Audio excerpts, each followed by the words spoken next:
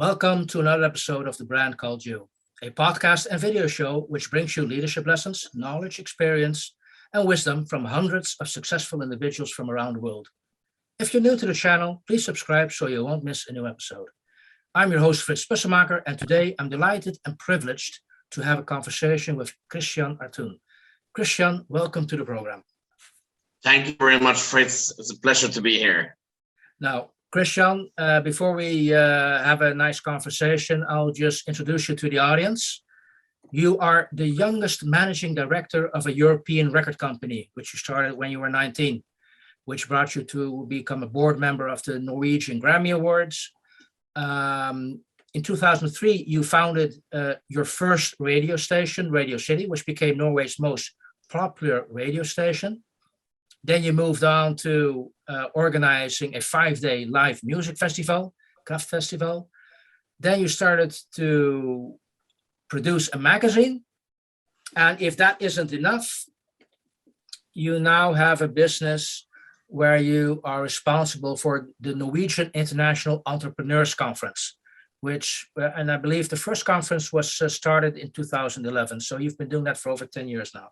So a very impressive list of activities, Kristian. Thank you. So we're going to talk about music. We're going to talk about entrepreneurship. We're going to talk about innovation.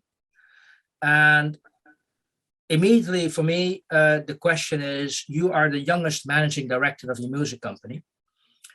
Are you a musician by yourself? Why did you have that desire to start that up? It was, the story goes like this, that when I was quite younger, around like 13 years old, I played in music corps in Norway, because in Norway we have the tradition of the 17th of May, which is the parades for the Constitution Day of Norway. And so we have a lot of school musicians which play instruments and walking in the streets and playing marches, etc. So I played, and I was told by my mother and father that I could choose if I went on to play for 5 years in that corps, I could choose between a computer and a piano, type of electrical piano. And in the end, I chose for a computer, but I ended up with the electrical piano anyway. So I played also I played the silver flute, like you play like this.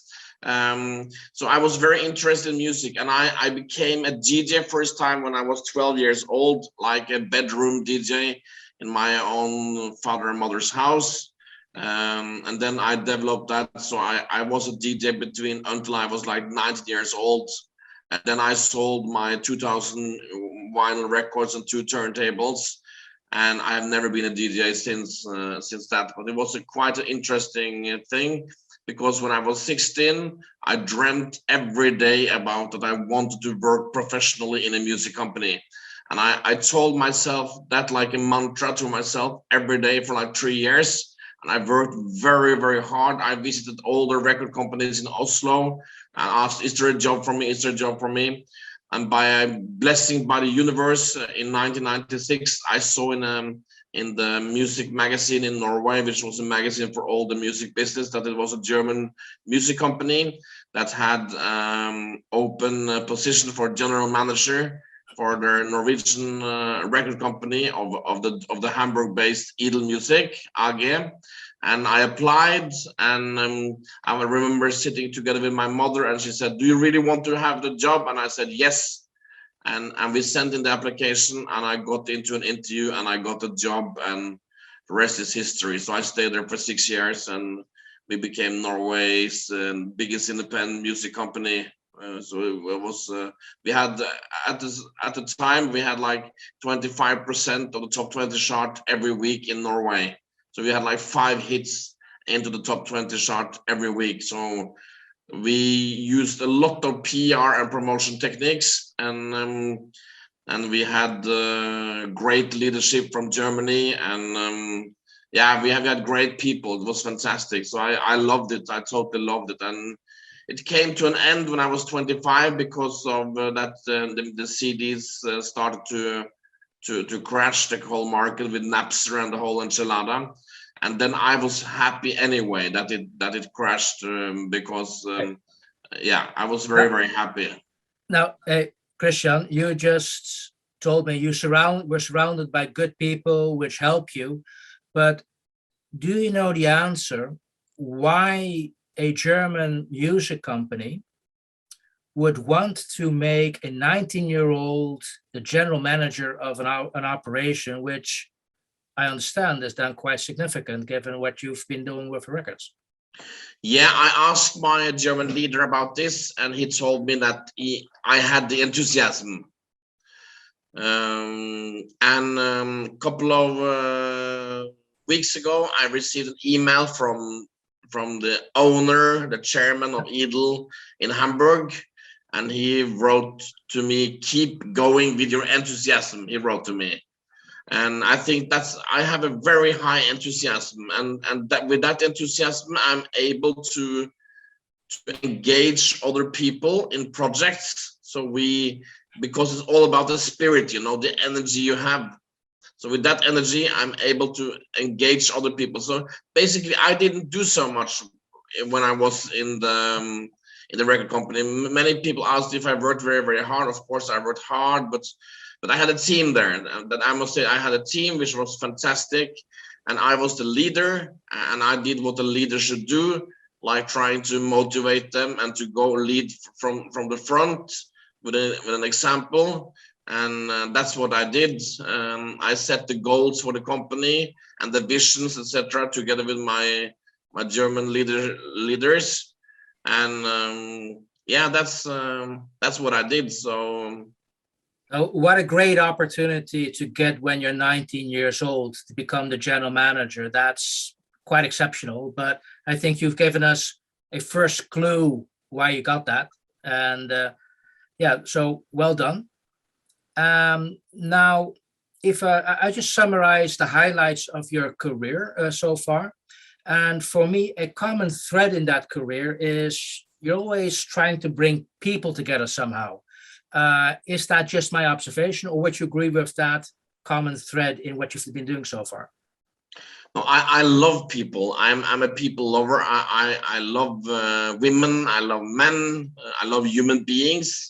I like to see that people get good opportunities. I like to connect people. I work a lot with network all over the world. So that's very important for me. So I introduce people to each other all the time. And that's not something I get paid for, but that's something I like to. I pay forward the good energy to let people get opportunities and to meet new people, because you never know on the way that what can happen is magical moments between human beings, So I love to, and I get also very inspired by doing that. And I'm mentoring many young people, and I must say that there's a lot of bright minds out there. I have also had mentors myself, which was I had a Native American mentor which passed away in November last year. He was 91 years old. He was a very important person in my life. And I had my grandfather, the father of my father, Kristian Aartun, which was a PR man and a magazine editor. He passed away already like in 2008, many years ago, but they were really impact people in my life. So okay. I had a lot of people, and I'm not afraid of seeking up new people or contacting people on the telephone or on the email or by letter or etc. So I always speak to a lot of new people, and I get very inspired by speaking to a lot of different people. Okay, now I'm going to come back about the connection a little bit later, but you triggered me a question I wanted to ask you. Now you mentioned that. Can you specify or explain what made this person such a good mentor? The American you talked about. What did he do? Because that might be thing other people could look for if they also seek a mentor. Yeah, I think that I was at the time in 2007, I was through a very tough divorce in Norway. I had been together with a girl when she was 16. I was 19. We were together for like over 10 years. It was very, very tough breakup. So I was very hurt emotionally. And by the grace of the universe again, I met this Native American man together with my mother. And he said, please, I'm not living in America now. I live in Vienna. Please come to my house, fly down and see me, and you can stay with me for a week. So he had a warm heart, you know. So I flew to Vienna and stayed in this. I didn't know him from before, you know, but I was not afraid. So he welcomed me, and I gave trust to him. He gave trust to me, and it ended up that we released a book together, which we sent to Barack Obama in America, and got a reply from him. And we had seminars with me being his manager in Europe, and he gave a lot of heartwarm love. So I would say love is very essential here. Now, what was that book about which you sent to Obama? It was a book called Two Sides of Life, which is now laying on Amazon for $150, collector's item. And we gambled very much because this was in March 2008, before Barack Obama was chosen as president. And we wrote on the back side of the book, "Dear Mr. President Barack Obama, congratulations with your win."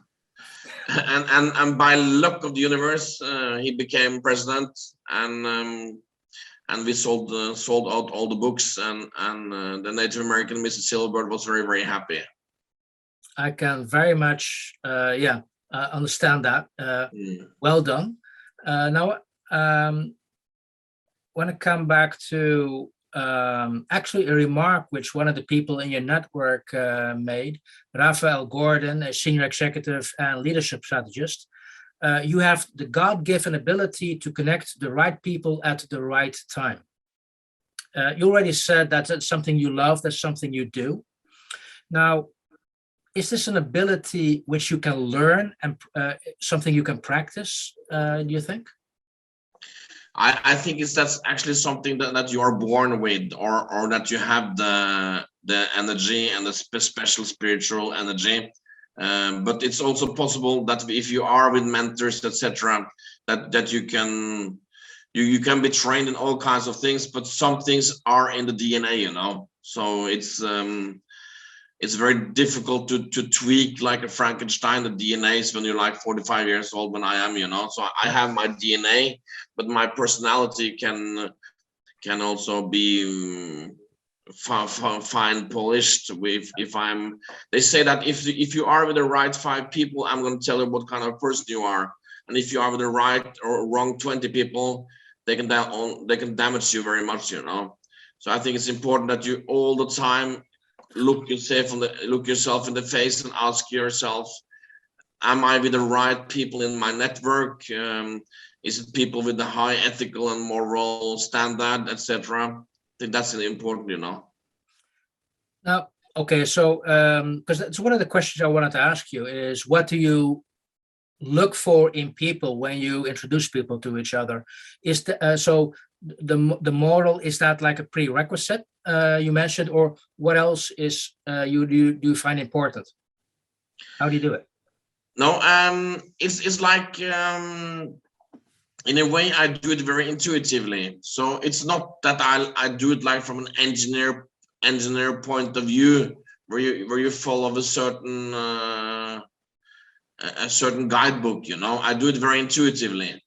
But I find people which I think can be a good match together, and then I try to see also sometimes if there is a more like a closed person, I introduce like a more spiritual person to that person, so they can in a way grow together. Okay. Yeah. And how often do you get feedback from those individuals? Thank you for that connection you've made.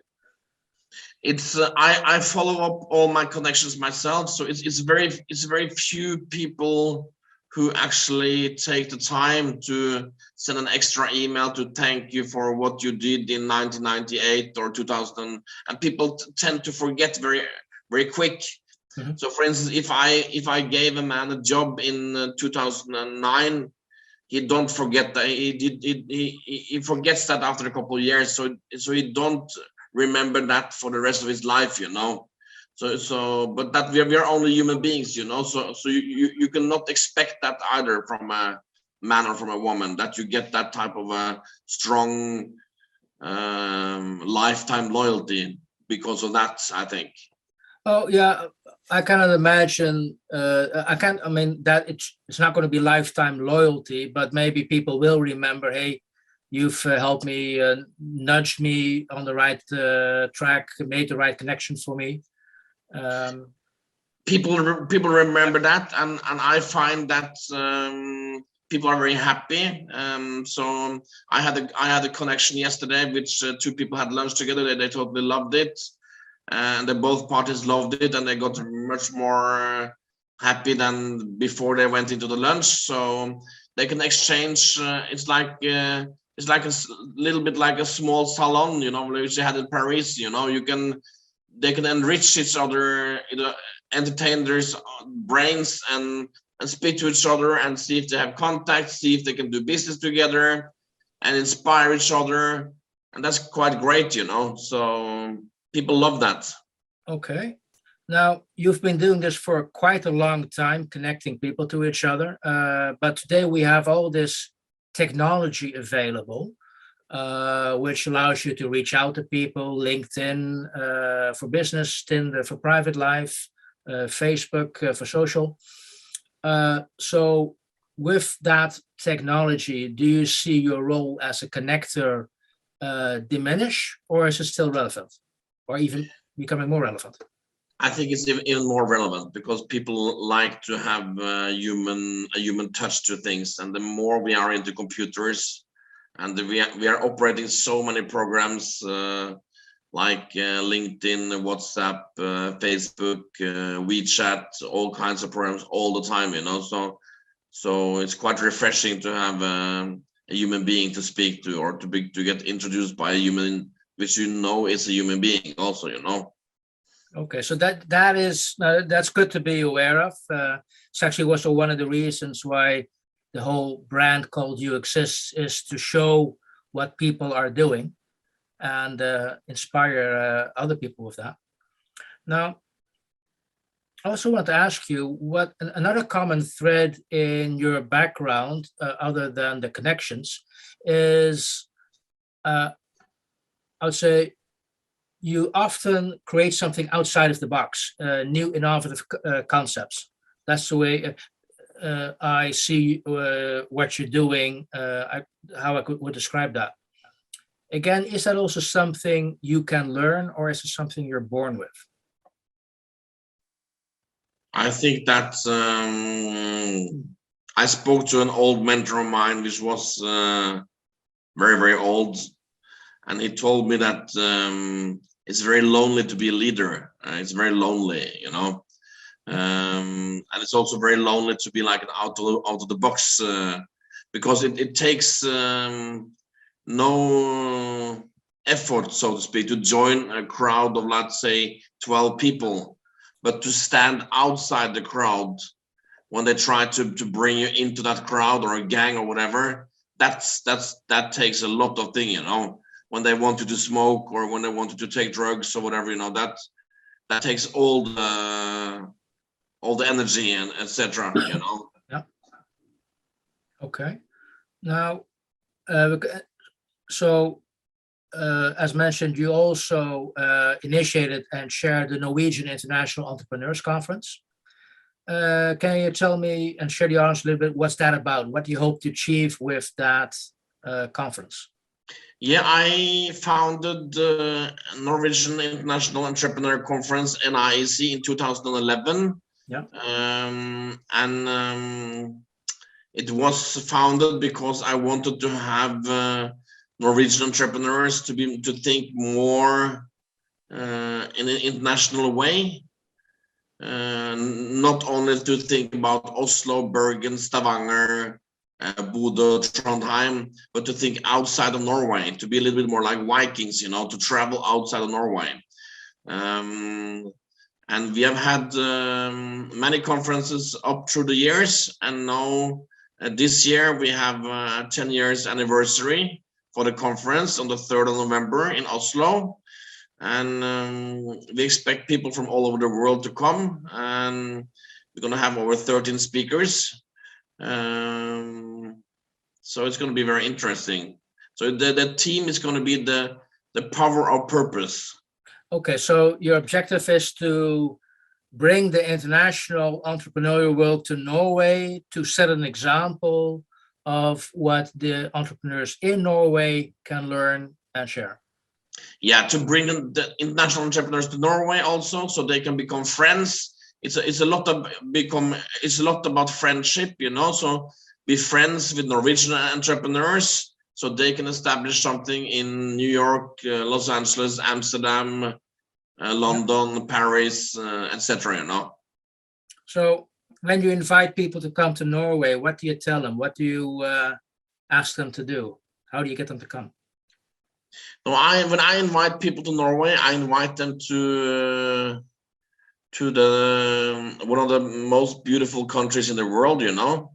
So we have a very, very good government in Norway also. It's possibilities for people which comes from different countries, because we have a rich economy and clean water and clean nature, and we have a small country, and the people are quite honest and good in Norway. So we have a lot of opportunities for people from other countries from in the world, you know, which they can explore in Norway. And as my old friend said, when you have a friend in Norway, when you first get a friend in Norway, you get a friend for life, you know. So that's also how you get people to come to Norway. That's what you offer. We offer for our conference, we offer type of a family. I'm sure you are aware of this type of family offices, which they have investors which have a lot of money. But we don't have a family office, but we have a family conference.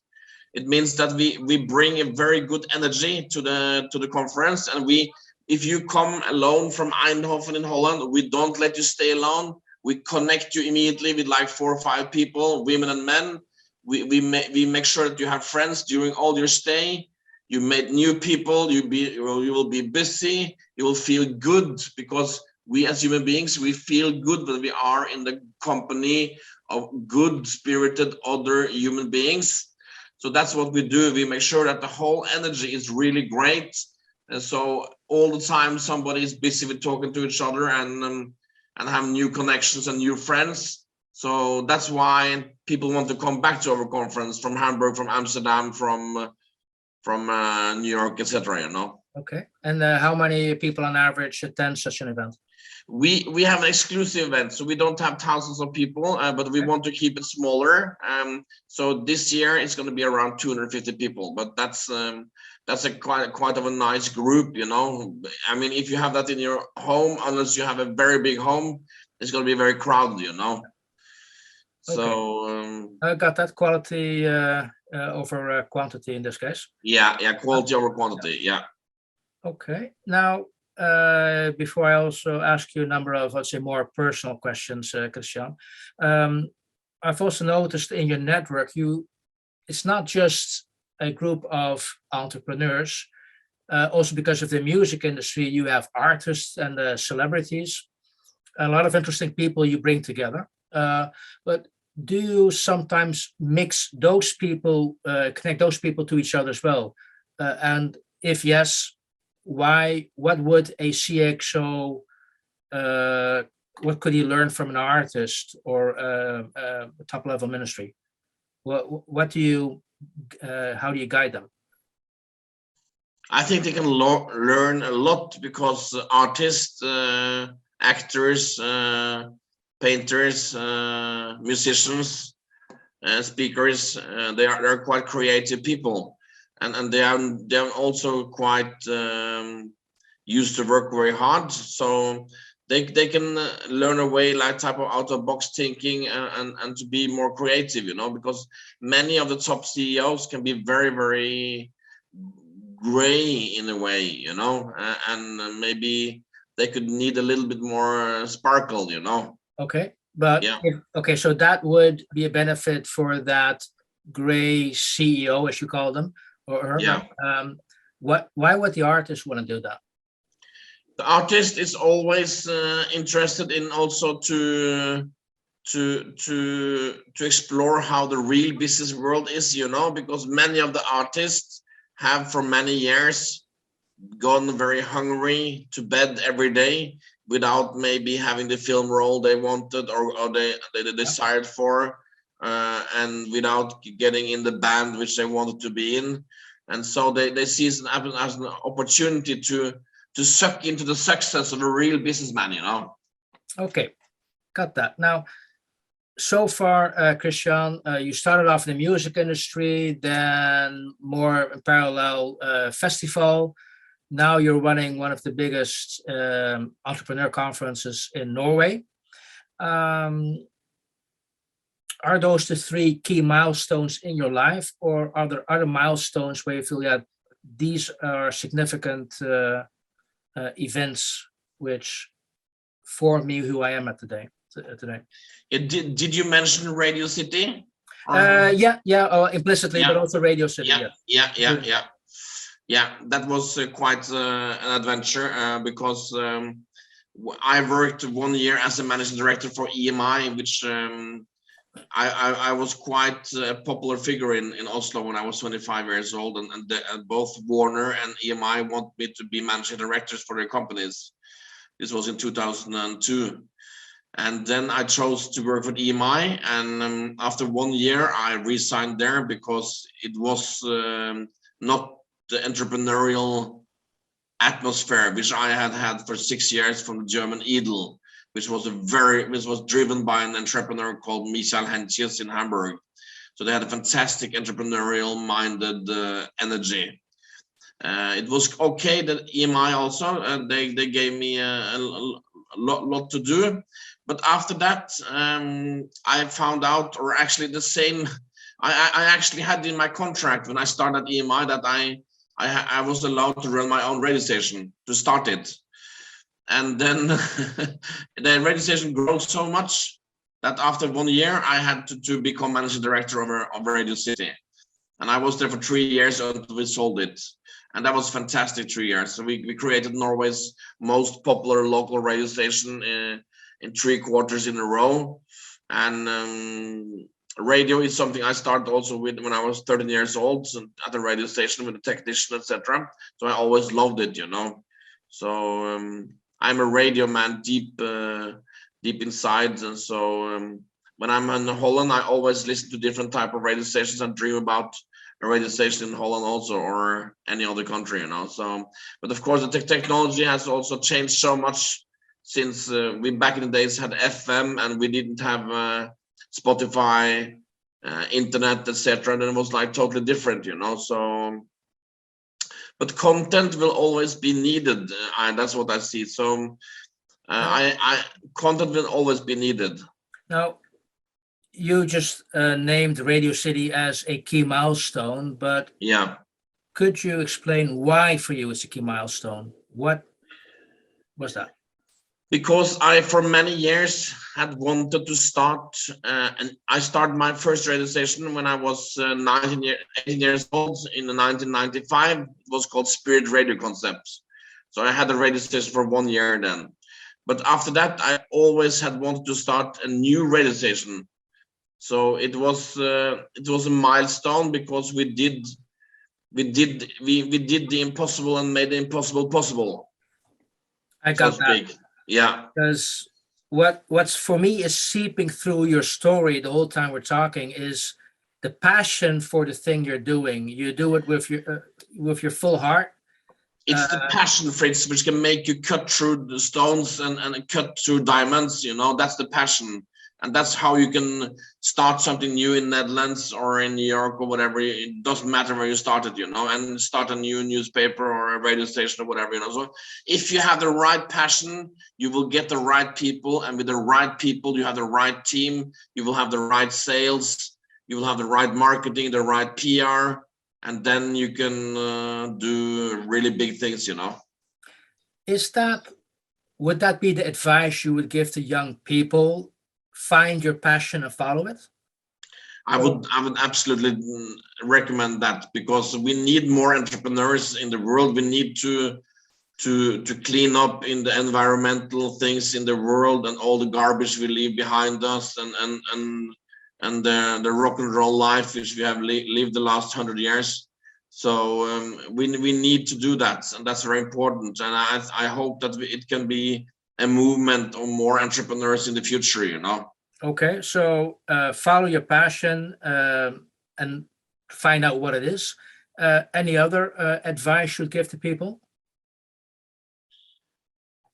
You surround yourself with the best people, you know, with the best people, because they always say that if you hire a C person, that person will hire another C person. If you hire a B person, that person will hire a B person. I don't want to judge people, but if you hire an A person, that person will guarantee to hire another A person. And it's an A team which you need to have 100% success, you know. Sounds like sound advice to me. Kristian, before we close the program, one final question for you. Now, you're very much, I would say, mid-career. You have so many years ahead of you. But how do you want the world to remember you, or how do you want the world to see you? What is your personal brand? I want the world to see me as a kind, loving human being,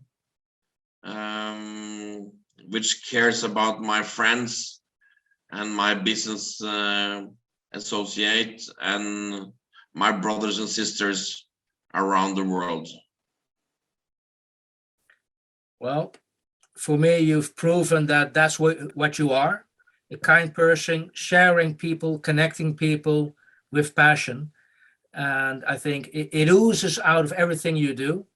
And I think there's a good takeaway for the audience to follow your dream. Thank you so much, Kristian. Thank you. Thank you for listening to the Brand Called You videocast and podcast, a platform that brings you knowledge, experience, and wisdom of hundreds of successful individuals from around the world. Do visit our website www.tbcy.in to watch and listen to the stories of many more individuals. You can also follow us on YouTube, Facebook, Instagram, and Twitter. Just search for the Brand Called You.